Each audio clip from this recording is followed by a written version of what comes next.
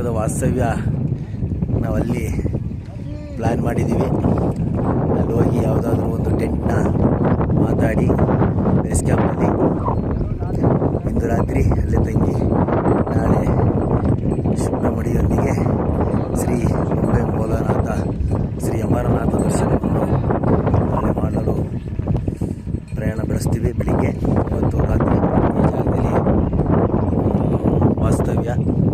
ಇನ್ನೂ ಹೆಚ್ಚು ವಿಚಾರಗಳನ್ನು ಇಲ್ಲಿ ಪಂಚಧರಣಿ ನಾನು ಸೇರಿದ ಮರುಕ್ಷಣ ವಿಡಿಯೋ ಅಪ್ಲೋಡ್ ಮಾಡ್ತೀನಿ.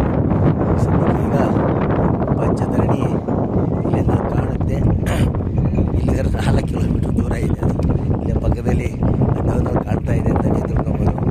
ಆದರೆ ಇಲ್ಲಿಗೂ ಅಲ್ಲಿಗಿನ ಸುತ್ತಿ ಹೋಗೋದ್ರೊಳಗೆ 4 ಕಿಲೋಮೀಟರ್ ಸರಿಯಾಗಿದೆ. ಅವರು ನಮಗೋಸ್ಕರ ನೋಡ್ರಿ ಅಲ್ಲಿ ಕಾಯ್ತಾ ಇದ್ದಾರೆ.